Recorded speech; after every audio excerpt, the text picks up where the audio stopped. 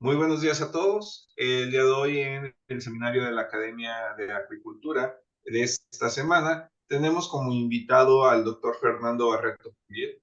El doctor Fernando se encuentra en la Universidad Autónoma de Baja California, en la Facultad de Ciencias Marinas, en el Laboratorio de Nutrición Acuícola. El doctor Fernando tiene de formación licenciatura en Oceanología en la Facultad de Ciencias Marinas de la Universidad de Colima. Es maestro y doctor en Ciencias en Ecología Molecular y Biotecnología por la Facultad de Ciencias Marinas de la Universidad Autónoma de Baja California Sur.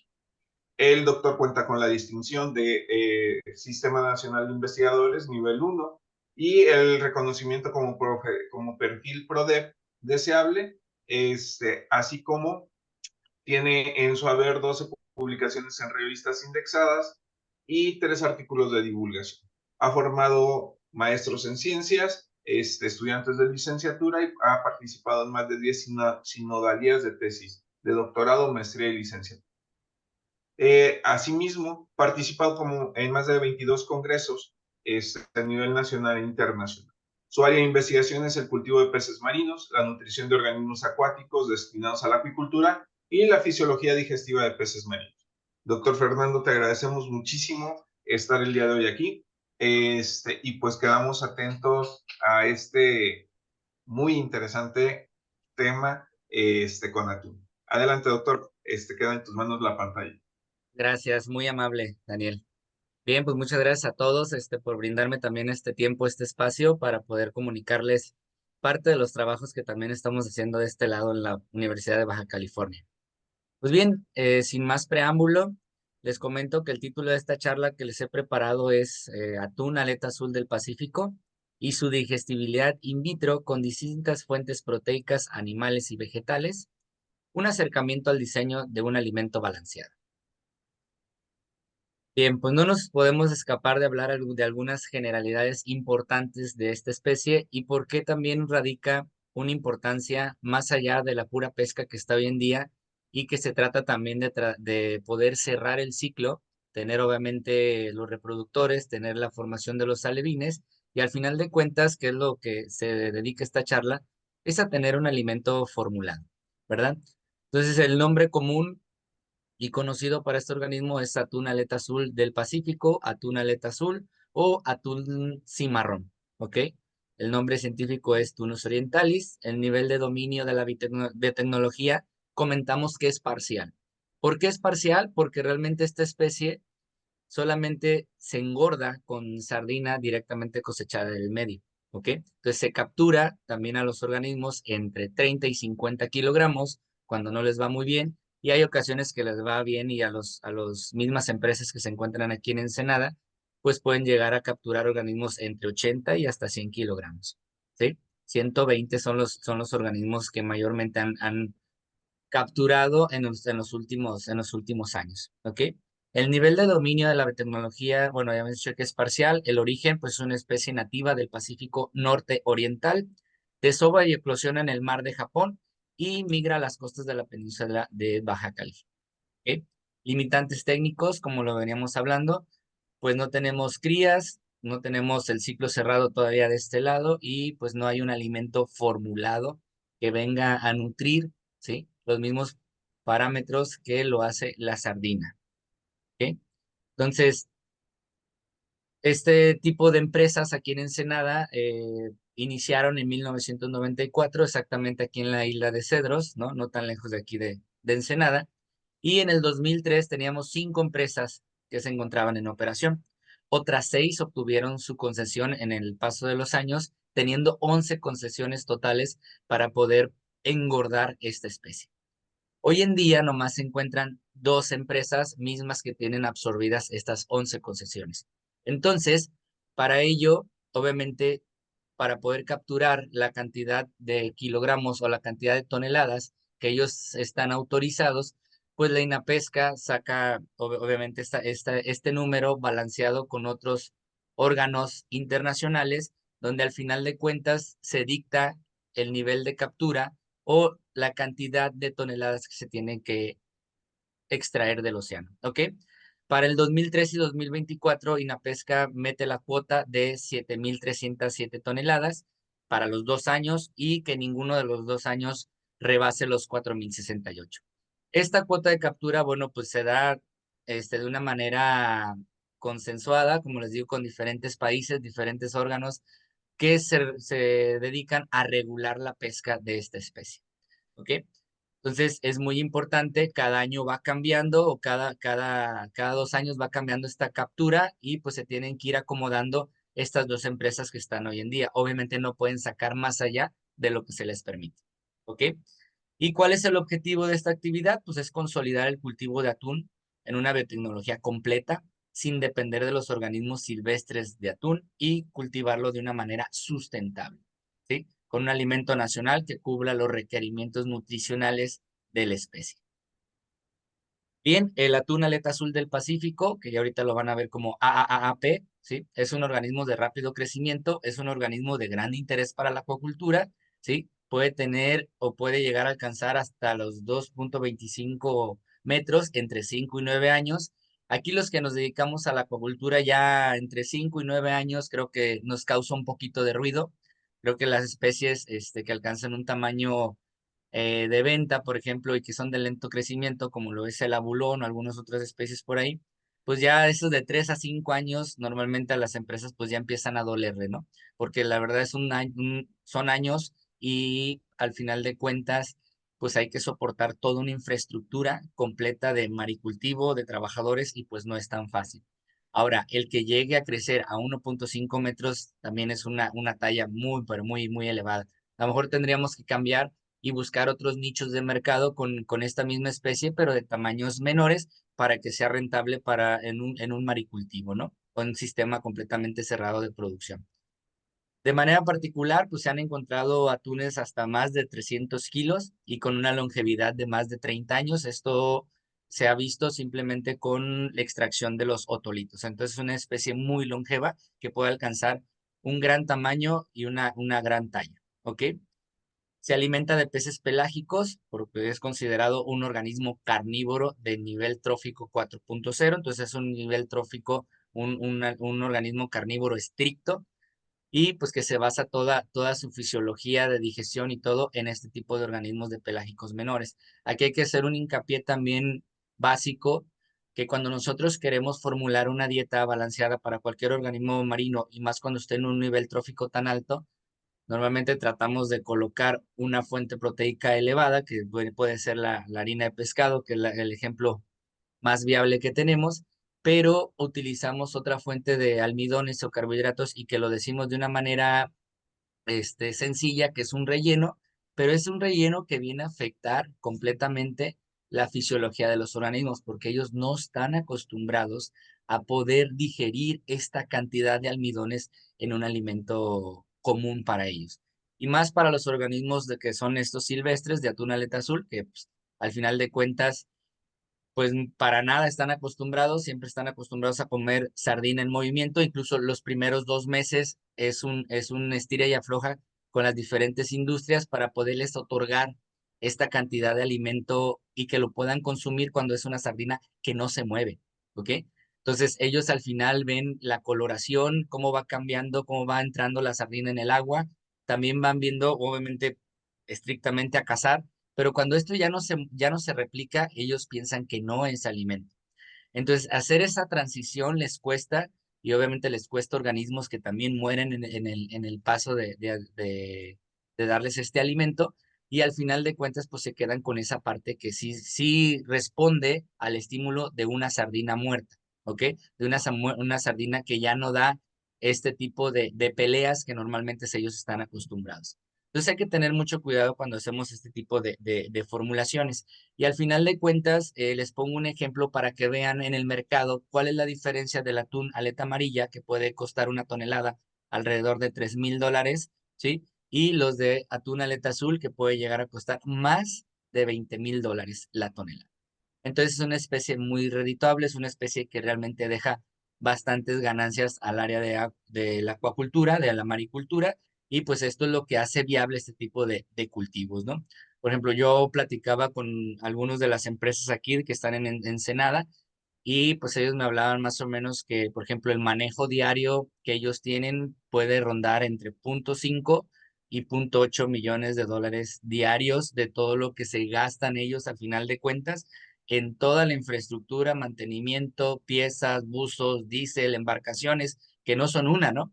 Son 4 o 5 barcos que salen al mismo tiempo a alimentar con su gente y los buzos que duermen directamente en plataformas, ¿no? Entonces dice que la verdad el gasto es muy elevado, pero gracias a esta rentabilidad, pues le sale el costo sin ningún problema. ¿Ok?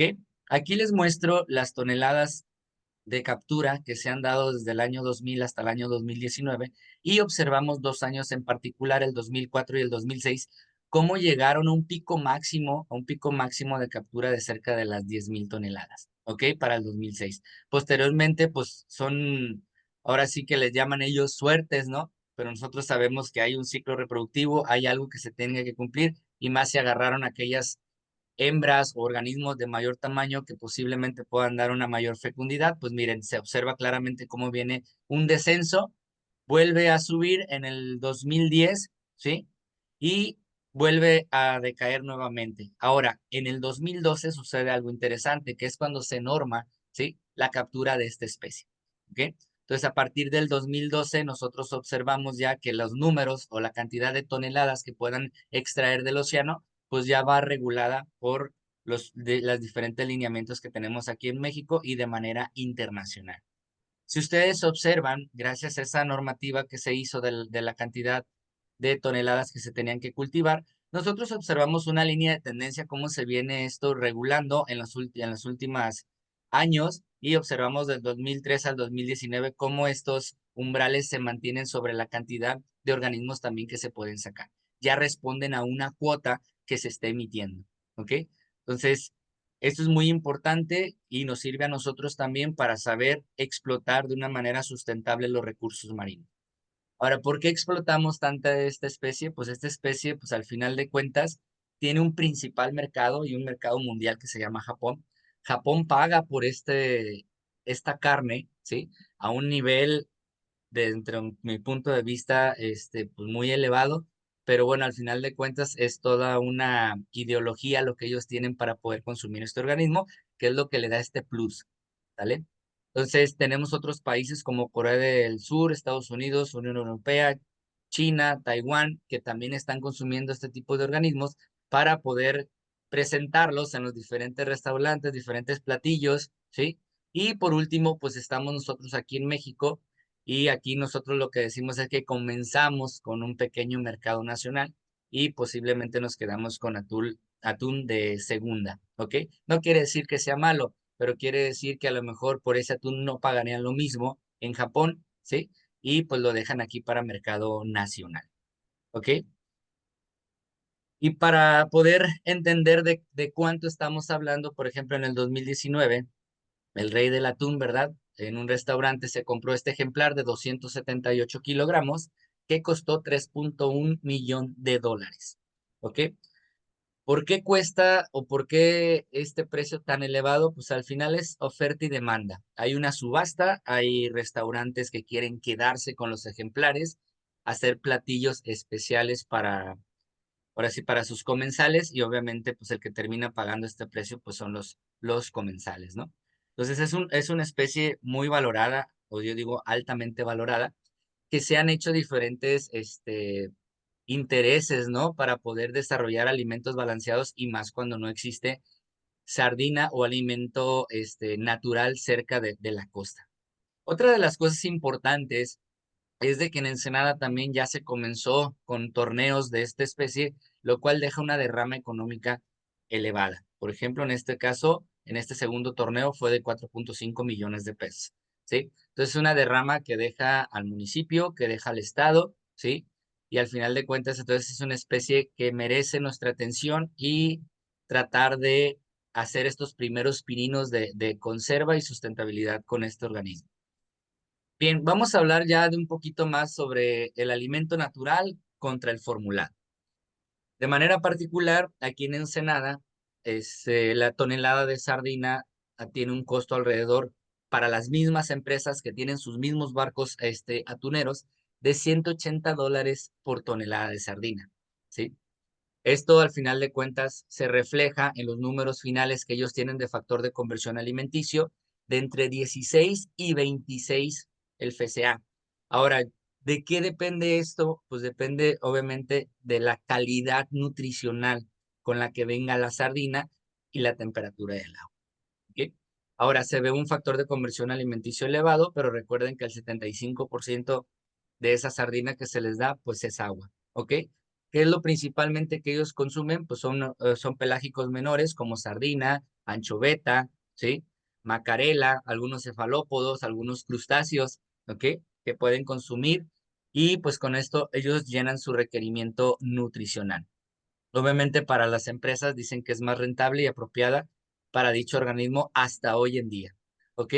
Vamos a ver entonces ahora qué tenemos sobre los alimentos balanceados. ¿Sí? Disponibilidad de alimento balanceado es muy baja o es muy bajo. O sea, no hay un alimento formulado como tal que tú puedas ir a comprarlo a cualquier empresa. ¿Ok? Altos valores también de factor de conversión alimenticio, sí, se han visto valores desde 3, 4, 5, sí, de FCA. Incluso hay pocos trabajos que se han realizado con alimento balanceado, sí, para esta especie, incrementa la actividad enzimática, o sea, realmente, al final de cuentas, si hay una modificación interna en la fisiología digestiva del organismo cuando le damos un alimento balanceado, ¿sí? Estos altos factores de conversión alimenticios y a lo mejor algunos elementos no incluidos en la dieta, al final de cuentas nos generan ciertas patologías, una mayor contaminación al medio ambiente. ¿Por qué? Porque al final de cuentas son fuentes proteicas que nosotros le estamos dando al organismo y que no están siendo asimiladas. ¿Ok? Entonces, al final contaminamos más que si le estuvieran dando una sardina. El único detalle de esto es que hace como 10 años, por ejemplo, aquí en el norte, hubo un problema con la disponibilidad de sardina y estaban trayendo otros organismos desde Noruega, ¿ok? Entonces, imagínense cuánto era el costo de poder traer embarcaciones gigantes con cientos de toneladas, ¿sí? De alimento para poder, ahora sí que ofrecérselos a estos organismos. Entonces, esperemos no sea cíclico, esperemos no se repita y sea más conservador esto, pero en aquel tiempo las empresas andaban realmente buscando el santo grial en su momento y también sacaron bastante recurso para poder estudiar y tratar de hacer un alimento balanceado semihúmedo, ¿no? Que buscaba. Y en su momento, pues nos tocó trabajar aquí con la doctora María Teresa Viana, en la que tiene un extrusor por ahí de aproximadamente 350 kilogramos por hora, pero bueno, era para hacer nuestros primeros pininos para ver si era posible tratar de darle un alimento balanceado a este organismo. Obviamente no tuvimos un éxito rotundo porque al final de cuentas los dueños de las empresas pues no quieren perder la calidad, ¿no? Entonces al final eran solo unas piezas, ahí nos dimos cuenta de cómo se tenía que mover el pellet, cómo tenía que reflejar colores, cómo teníamos que darle una densidad específica para que fuera bajando lentamente y le diera pauta a este carnívoro estricto de comerlo. Y pues también observamos cómo había regurgitación, ¿no? O sea, comía el pellet y al final de cuentas, lo sacaba, ¿no? Yo creo que algunos organismos, pues sí, decían, esto no es lo que yo estoy acostumbrado a comer. Y bueno, ese es el traslape de un alimento, vamos a llamarle natural, con un alimento formulado, ¿sí? O inerte, es donde se tiene que vivir cierto tiempo de traslape para poder hacer este tipo de acercamiento. El alto costo que se vive, o sea, obviamente no vamos a comparar una tonelada de un alimento, vamos a llamarle ya sea para jurel, totuaba, lobina, ¿no? Organismos carnívoros estrictos, el precio de la tonelada de alimento puede andar hasta en 1,200, $1,500, ¿no? Imagínense contra $180, realmente no tenemos ahorita mercado cómo poder competir con un alimento balanceado. Ahora se están metiendo diferentes harinas de fuentes proteicas terrestres, harinas alternativas, pero que en unas ocasiones no reúnen, ¿sí? La calidad nutricional, ¿ok? La calidad nutricional de lo que requiere el organismo. Eh, También se realizó una patente, ¿sí? Una patente que aquí con una empresa que se llama Cervax, se realizó una patente de un alimento con inclusiones de concentrado de soya. Es un alimento que se realizó, se hizo la prueba, se generó la patente aquí en México y esa patente pues, se le vendió a la Universidad de Kinki en Japón. Ellos siguieron modificándola. Ahora, en Japón es donde se tiene un poquito más estudiado esto, incluso los últimos artículos que salen publicados de un alimento balanceado, de una fisiología, de un efecto significativo sobre algún otro alimento que no sea sardina, que no sea anchoveta, macarena, ¿sí? Al final de cuentas, ellos son los que tienen un poquito más información, pero este alimento, dentro de lo que cabe, tuvimos una presentación hace como 2 o 3 semanas aquí mismo en un seminario de acuacultura y vinieron estas personas de la empresa de Cervax y sí nos dijeron que la verdad no encontraron ellos un balance adecuado, ¿no? Incluso decidieron terminar la prueba antes de tiempo porque no había una respuesta fidedigna por el organismo. ¿Ok? Ahora, ¿por qué nosotros utilizamos siempre o tratamos de meter siempre lo que viene siendo la harina de pescado? Pues la harina de pescado al final de cuentas pues son de pelágicos menores, ¿sí? Es todo lo que llega a costa, todo lo que primero se muele, se cose, ¿sí? Hay una prensa y al final tenemos lo que va a ser el agua de cola, donde viene el aceite y del otro lado donde viene la harina, ¿ok? Pero ¿por qué es tan benéfico nosotros utilizar esta harina y más cuando tenemos organismos que son difíciles o no hay una formulación idónea o ideal para ellos? Pues utilizamos más que nada harina de pescado porque es lo que están acostumbrados ellos a comer comúnmente en una vida silvestre, ¿ok? ¿Y qué es lo que contiene? Pues proteínas equilibradas y altamente digeribles. ¿Qué quiere decir cuando vemos proteínas equilibradas? Que tenemos una calidad proteica esencial, ¿ok? Tenemos 50% en el perfil de aminoácidos esenciales y 50% de aminoácidos no esenciales. Entonces, esta fuente tan rica en estos aminoácidos, al final de cuentas, pues le dan este plus y este aprovechamiento para utilizar esta harina, ¿no? Los aceites que trae intrínseca la harina, que normalmente la harina puede venir desde 8% de grasa hasta 14, 16, va a depender de la temporada, va a depender obviamente también de los organismos que se estén capturando, ¿sí? Y aquí es donde nosotros tenemos que poner atención porque siempre tenemos subidas y bajadas de este mismo contenido nutricional de esta harina. Entonces, al final de cuentas, los formuladores pues deben de estar siempre atados a que no les va a llegar la misma calidad, ¿ok? Aparte de tener este cambio en la concentración de grasa, pues tenemos fosfolípidos, tenemos ácidos grasos poliinsaturados de cadena larga, ¿sí? Que se insertan en la membrana celular y al final de cuentas lo que nos da es una fluidez de membrana, que no es otra cosa más que nos dé espacios o intersticios, ¿sí? Para que puedan hacer la comunicación de algunos analitos, de algunas cosas que deban de salir o entrar a la célula. Entonces, esto nos da al final de cuentas una salud celular, ¿sí? Y esta salud pues se genera al final de cuentas en un buen crecimiento en el organismo. ¿Qué pasa cuando un organismo, por ejemplo, un organismo de agua cálida o de agua templada, le das la misma dieta? Pues la fisiología va a ser completamente distinta, ¿ok? Unos puedes balancear con más saturados, otros con menos saturados, otros con monosaturados, y sobre eso va a dictar, obviamente, cómo vas a tener esta salud celular, ¿vale? También tiene otras características muy importantes como viene siendo minerales, ¿sí? Como fósforo, zinc y selenio. El fósforo es muy importante y la acuacultura ya prendió focos rojos sobre ello porque dicen que estamos eutroficando las aguas con una cantidad elevada de fósforo. Y sí es cierto, o sea, realmente no es que se esté absorbiendo todo el fósforo. Las fuentes de fósforo que nosotros estamos utilizando, la mayoría son fuentes indigestibles, ¿sí? Y más cuando utilizamos fuentes de harinas terrestres, esta digestibilidad de fósforo baja muchísimo y no se puede absorber. Y si no se absorbe, ¿dónde termina? Pues termina en las heces fecales y por último en el medio acuático. ¿Ok? Entonces hay que buscar fuentes alternativas de fósforo también que se puedan colocar. ¿Por qué? Porque el fósforo es un mineral esencial en la fisiología digestiva y en la absorción de nutrientes. ¿Ok? No digo que todos son importantes, obviamente, pero el fósforo y calcio tienen que ver mucho con el aprovechamiento de las proteínas. ¿Ok? Vitaminas, pues también es rico en vitaminas. Esto va a depender también del proceso, ¿verdad? Del proceso que tengan en las plantas. Hay plantas muy sofisticadas hoy en día que te ofrecen la misma calidad, ¿sí? la misma calidad de proceso y hay otras, la verdad, que todavía no pueden llegar a tecnificarse, a controlar temperaturas, a controlar tiempos y al final de cuentas esto viene a degradar la calidad de esta fuente. ¿Ok? Y por último, y no más importante, pues que no contiene factores antinutricionales. ¿Ok? Tiene un contenido limitado de carbohidratos y fibras y aquí es donde quiero también que ustedes pongan atención. Normalmente nosotros siempre rellenamos con carbohidratos. Puede ser harina de maíz, harina de trigo, puede ser fécula de maíz, ¿no? Maicena, pero realmente de manera industrial no utilizamos maicena. Realmente nos vamos a fuentes de almidones directamente presentes en los granos, ¿ok?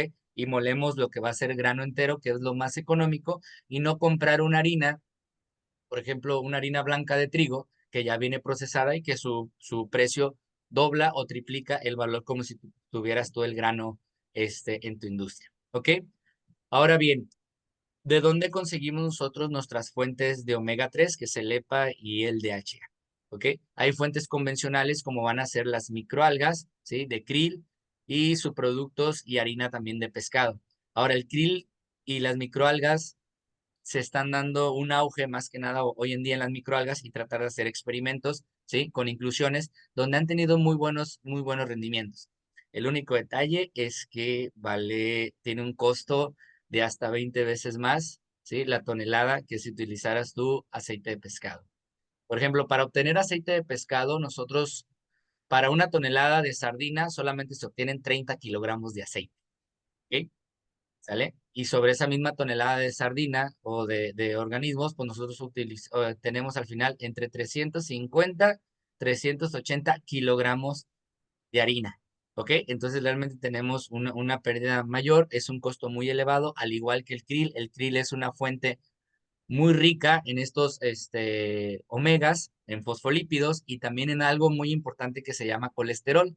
El colesterol, aunque nos digan que es malo, obviamente hay organismos que los podemos sintetizar sin ningún problema.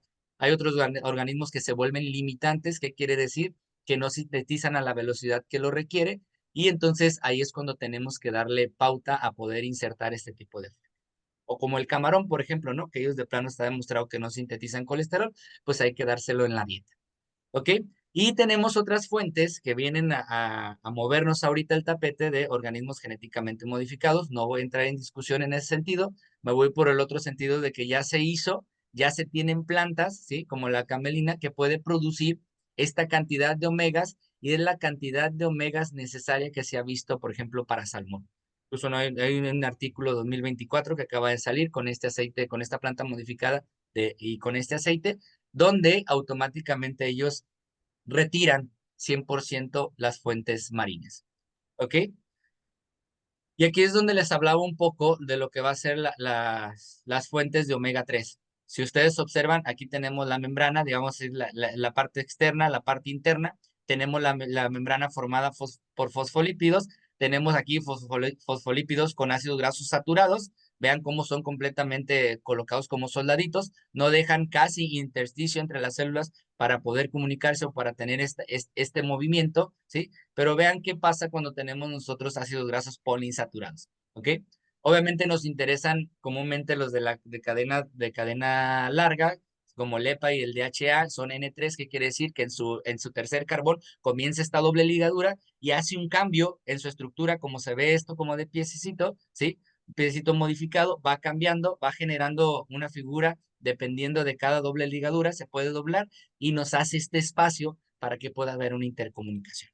Entonces, esto es muy importante que lo entendamos y que lo pongamos en práctica antes de hacer una formulación. Y para ello, les dejo esta diapositiva donde colocamos nosotros el 100% de una dieta que nosotros colocamos, ¿sí? Aquí tenemos los años, cómo ha ido cambiando desde 1990 al 2013. La fuente proteica marina, por ejemplo, que es esta azulita que vemos aquí, antes se metía al 65.4% del 100% y posteriormente viene a disminuirse esa concentración, ¿sí? Y más en alimentos de carnívoros marinos como peces. Otra cosa que también nosotros observamos es cómo la harina, ¿sí? Cómo la harina de proteína vegetal viene también incrementándose su inclusión y una cosa que hay que resaltar aquí son los micronutrientes. Hoy en día está muy de moda el tema también de la microbiota, del microbioma, ¿sí? Y que estos micronutrientes también que nosotros estamos colocando, pues nos ayudan, ¿sí? Fehacientemente a tener una microbiota más, enriquecida y eso pues nos da una mayor salud por los diferentes compuestos que se producen por los organismos. Entonces quiere decir que vamos trabajando de la mano, vamos bien, quizá no de a la velocidad que deberíamos de ir, pero es muy difícil estar haciendo experimentos en medios acuáticos, ¿sí? Comparado nosotros con animales terrestres que los podemos hacer sin ningún problema en una parcela, en un predio, en una cámara, los podemos colocar, podemos medir su excreción de CO2 y todo, pero ya cuando está en agua, ¿sí? Es donde viene a nosotros a modificarse y no somos tan sofisticados todavía, ¿no? Incluso yo siempre les digo a mis alumnos que lo que viene siendo ganadería, lo que viene siendo otro tipo de producciones de carne, pues nos llevan entre 30 y 50 años de adelantos, ¿no? Por este tipo de manejo que tenemos con los organismos. Ahora bien, con esta imagen yo les quiero mostrar solamente dentro de cada organismo que tenemos aquí como la trucha es un 16%. ¿Qué significa ese 16? Es la cantidad, ¿sí? Es la cantidad de harina de pescado que todavía se le coloca, ¿sí? Se le coloca a las dietas. Obviamente, este es un trabajo del 2019, es un escrito del 2019, ya vamos avanzando, ya estamos más adelante, pero lo que quiero que ustedes observen, que nosotros no podemos quitar todavía al 100% este tipo de harinas. ¿Y por qué no? Porque ya lo vimos que es rica en diferentes aspectos y al final de cuentas nosotros también tenemos que ir haciendo estos experimentos para que nos ayuden a mitigar o a disminuir el uso de esta fuente, porque esto es lo que tenemos nosotros hasta el 2015. Por ejemplo, vamos a agarrar a la tilapia, esta es la cantidad de alimento que se producía hasta el 2015 y este es el crecimiento, ¿sí? Que nosotros esperamos para el 2025. Como se dan cuenta, pues es una cantidad elevadísima de alimento que se tiene que estar formulando para las diferentes especies, ¿sí? Que nosotros estamos cultivando y al final de cuentas, pues le venimos a dar al traste a la harina de pescado y que seguro va a seguir aumentando su precio y que nosotros también tenemos que diversificar esas especies de cultivo. Ahora bien, ya entrando en plata pura, y ya son de las últimas diapositivas, que les comento con los resultados también, pues tenemos diferentes fuentes proteicas de subproductos terrestres, donde nosotros en este experimento lo que hicimos es que medimos el grado de digestibilidad o la digestibilidad in vitro ácida y básica con extractos enzimáticos de la tuna aleta azul, ¿sí? Y lo remarco porque normalmente pueden utilizar pepsina porcina o algún otro tipo de pepsina de otro organismo. Nosotros hicimos los extractos directamente del estómago y también del páncreas, ¿ok? Y no es otra cosa más que mimetizar un proceso de digestión a un pH conocido, ya sea ácido o ya sea básico, colocar una cantidad de proteína de las diferentes que tenemos aquí, de una por una, para estar midiendo su grado de hidrólisis ácido y básico, y lo único que vemos es el rompimiento de enlaces, ¿sí? De enlaces peptídicos que hay entre los aminoácidos, ¿ok?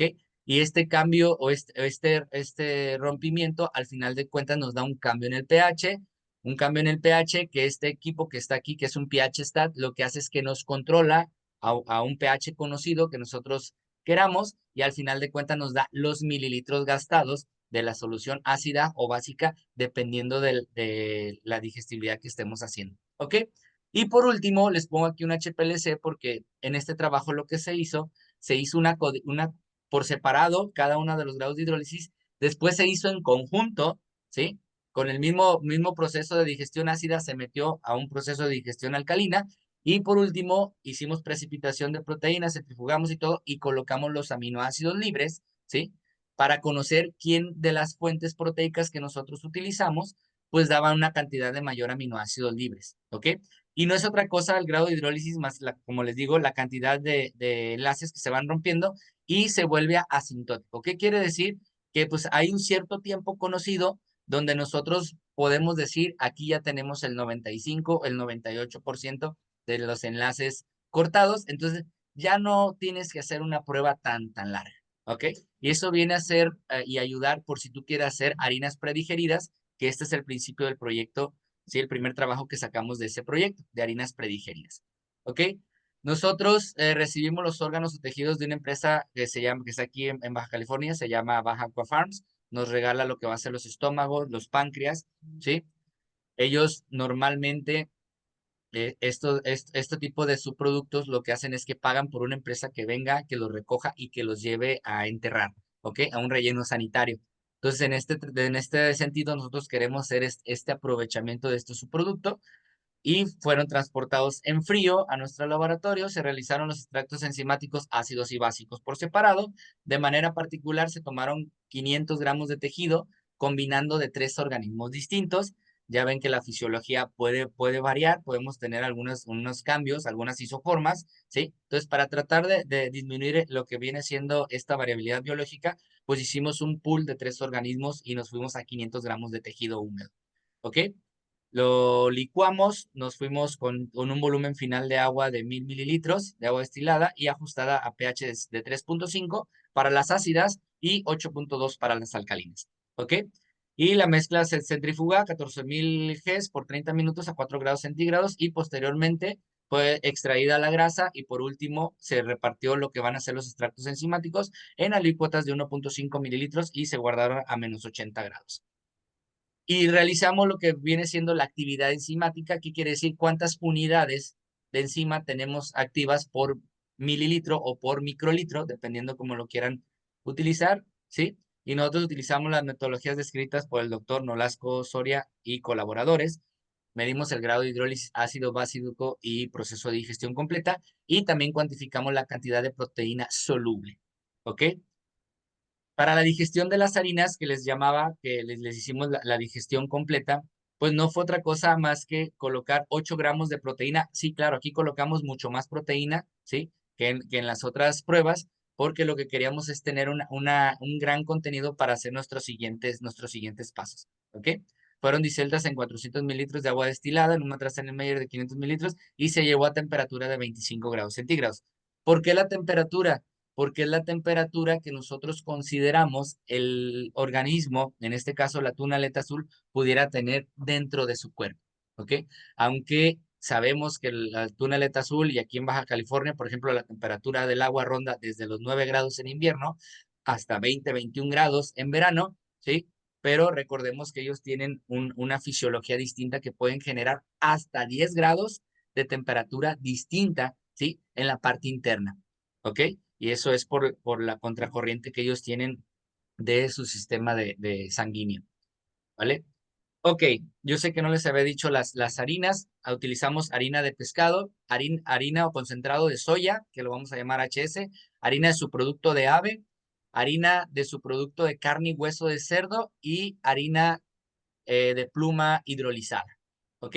Obviamente nosotros observamos aquí el contenido proteico y decimos, bueno, la harina hidrolizada de pluma, pues ya tiene 80, 82 más o menos de proteína que está escrito por el proveedor, ¿sí? Pero no quiere decir que tenga una calidad aminoácidica, ¿sí? Y esa calidad se la vamos a retribuir a los aminoácidos esenciales, dejándonos en tercer lugar lo que viene siendo la harina de pescado, ¿ok?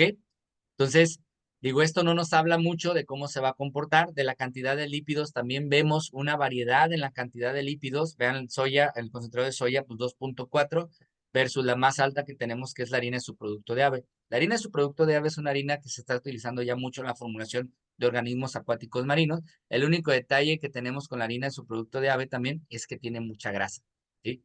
Y aquellos organismos que necesiten contenidos de grasa de 8, 10, este viene siendo un problema en su balanceo, ¿ok? Digo, tendríamos que meter menos y tenemos que meter una fuente que no tenga esa proporción de grasa tan elevada, ¿sí?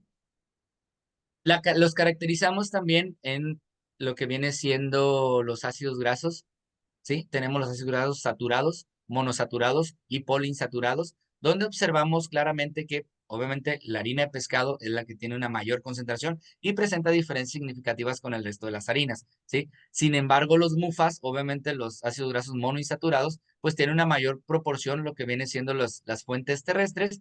A la soya no le medimos porque la verdad la soya tiene muy, muy poquita grasa. Entonces lo volvimos como si fuera despreciable. Hay harinas que traen desde 0.8 hasta 2.5, 2.8%. ¿ok? Entonces, para este trabajo no lo tomamos en cuenta. Lo que viene a resaltar aquí son las fuentes de ácido araquidónico, de EPA y de HA, que son ácidos grasos saturados, omega 6, omega 3, estos dos que están aquí, y que no se ve presente en algunas de las otras fuentes. Entonces, hay que tener mucho cuidado cuando utilizamos este tipo de harinas.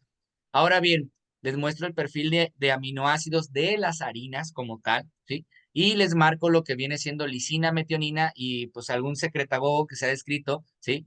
Que tiene un efecto significativo en el crecimiento y también no tenemos que poner tanto, ¿verdad? Porque también tiene contradicciones, que viene siendo la arginina, ¿no? Donde observamos bien que la harina de pluma hidrolizada, ¿sí? Tiene 8.6 de arginina, ¿sí? Tiene una concentración muy elevada, pero si observamos en metionina y lisina, son las menores concentraciones en metionina, ¿sí? Y en lisina que fueron observadas. Entonces, tengan mucho cuidado cuando utilicen este tipo de harina. Ahora bien, yo hice una normalización, le puse contenido del subtotal. ¿Qué quiere decir? La sumatoria del subtotal de los aminoácidos esenciales los dividí entre el porcentaje de proteína para que se me normalizaran.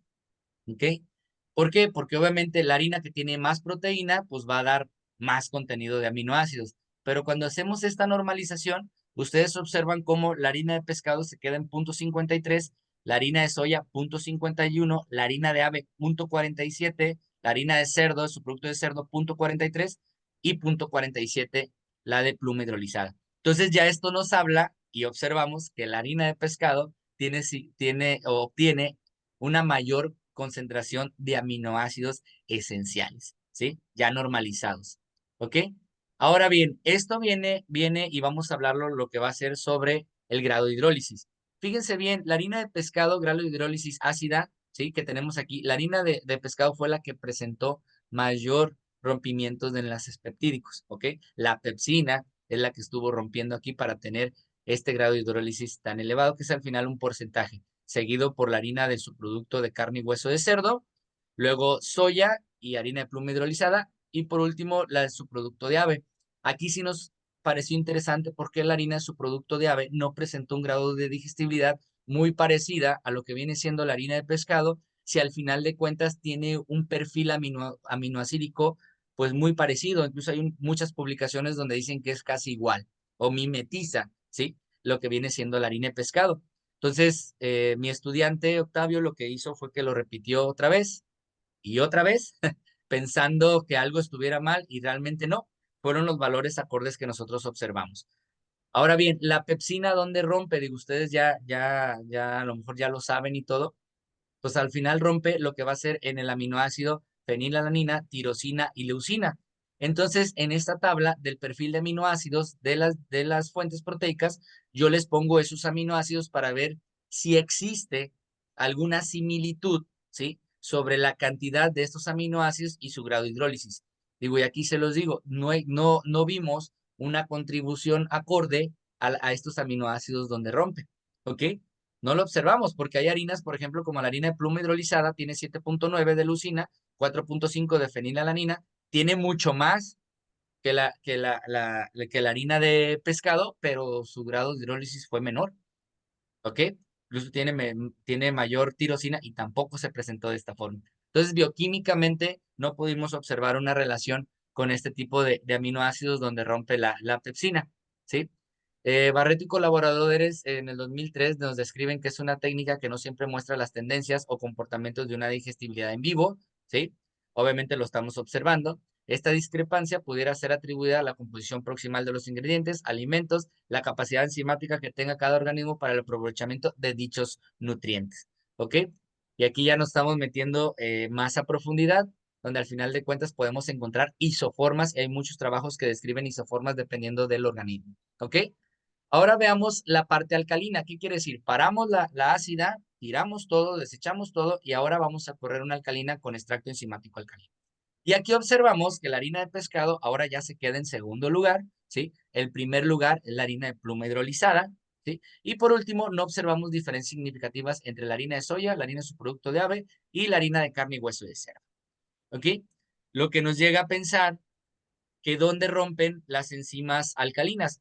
Se sabe que el 90%, 95% de todo ese pool enzimático, ¿sí? Que excreta el páncreas, ¿ok?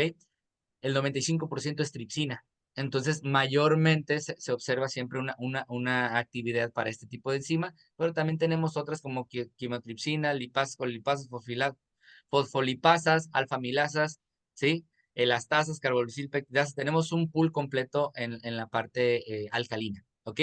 Nosotros quisimos observar también dónde rompen ellos, pues rompen en arginina, lisina y fenilalanina, y también quisimos ver una tendencia, y aquí sí se presenta la tendencia, que entre mayor arginina, pues mayor grado de hidrólisis, y es lo que estamos viendo nosotros en este tipo de trabajo, ¿ok? Medimos la cantidad de proteína disuelta ya en un proceso continuo de digestión, que quiere decir que hicimos el ácido y luego pasó al alcalino en conjunto sin tirarlo ni nada, y observamos nosotros que la harina de su producto, digo, la harina de concentrado de soya presentó un mayor contenido de proteína, ¿sí? Con la harina pluma hidrolizada, que es la que le sigue.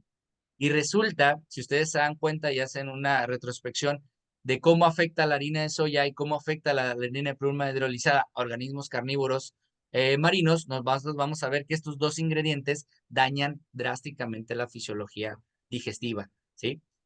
Comúnmente, pues hay inflamación de enterocitos, o le llaman enteritis, ¿no? Hay otro tipo de efectos que se genera también por deficiencia de taurina o deficiencia de algunos ácidos grasos, ¿ok? Pero resulta que estos son los que presentan péptidos de mayor tamaño. Ahora, eso nos lleva a pensar que los que tienen péptidos de mayor tamaño no van a pasar, este es el lumen, este es el enterocito, no van a pasar a través de sus canales transportadores, ¿ok? Porque la única forma, y se describe ya en décadas anteriores, donde la absorción en el intestino proximal es más allá del 90% de la absorción que se da, ¿ok?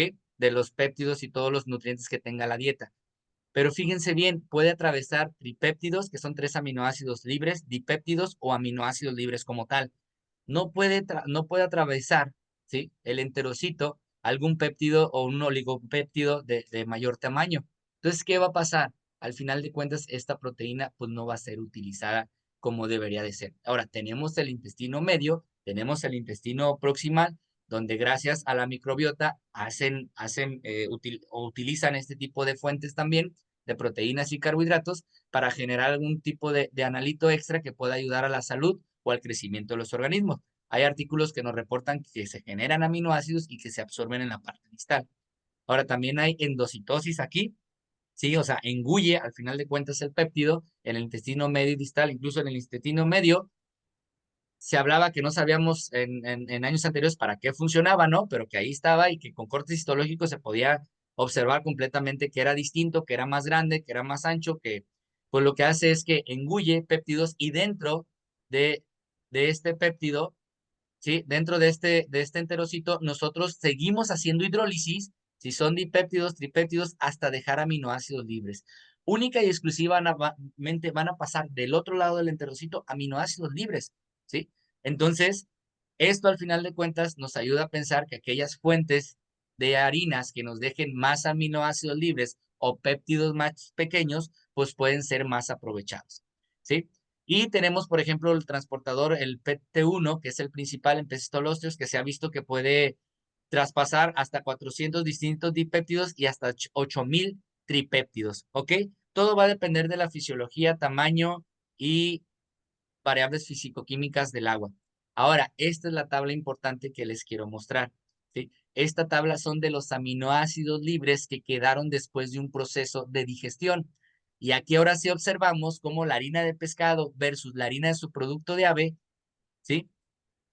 Digamos que son comparables la cantidad de aminoácidos libres, ya libres como tal, ¿sí? Nosotros no hicimos hidrólisis, la hidrólisis la hicieron las enzimas, nosotros precipitamos la proteína, observamos claramente, y en la sumatoria total, vean, 6.3 contra 6.1, ¿sí? Quiere decir que la harina de su producto de ave, aunque mostró un grado distinto de hidrólisis ácida, que fue la menor, y de hidrólisis básica, que también estuvo con diferencias significativas versus otras dos harinas, que es la harina de pescado y la harina de pluma hidrolizada, observamos que deja una cantidad elevada de aminoácidos libres, muy equiparable, ¿sí?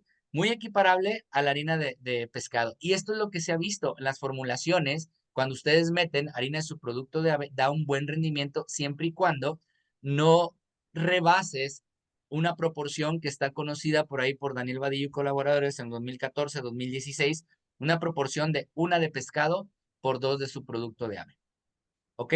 Ahora, hay calidades tanto para pescado como para de ave, entonces hay que tratar de entablar este tipo de relación. Y igual les hago la señal de la metionina y la lisina y vean cómo arginina tenemos una mayor proporción en la harina de su producto de ave, pero lo que viene siendo lisina y metionina se tienen que enriquecer, ¿sí?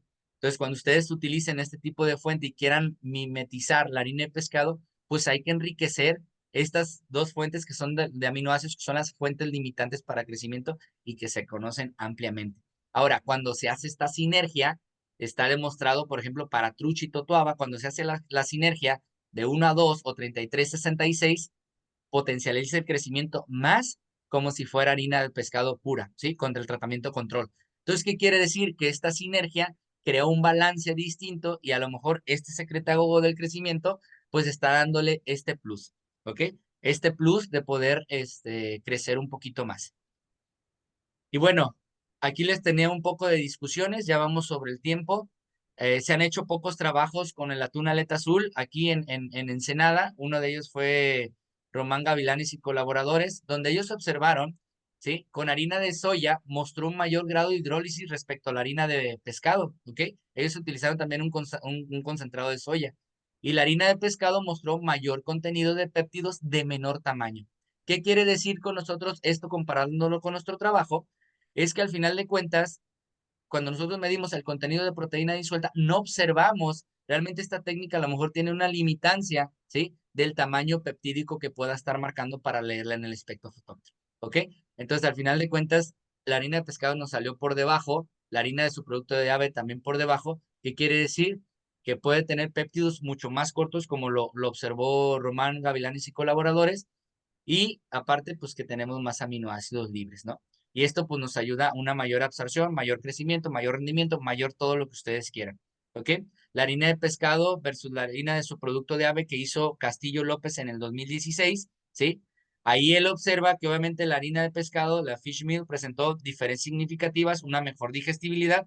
Sin embargo, no se observaron diferencias significativas en los pesos moleculares que se encontraron en ambas fuentes proteicas. Entonces, si atamos estos dos trabajos con este trabajo que acabamos de hacer completo hasta la digestibilidad o aminoácidos libres, pues viene a retribuir y viene a darles este peso para que estos trabajos pues se tengan en una mayor consideración cuando se formule para atún aleta azul. Esto que hicieron ellos fue para atún aleta azul, hicieron extractos enzimáticos.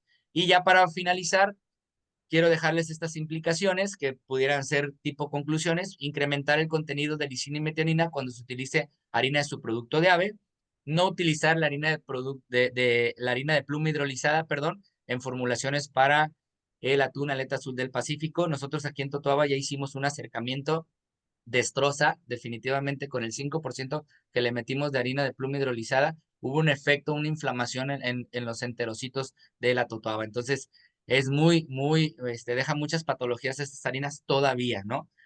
¿Ok? El concentrado de soya aporta, fíjense bien, 50% menos de aminoácidos libres contra la harina de pescado y harina de su producto de ave. Ahora, antes decía, bueno, vamos a meterle concentrado de soya que tiene menos agentes antinutricionales. Sí, perfecto.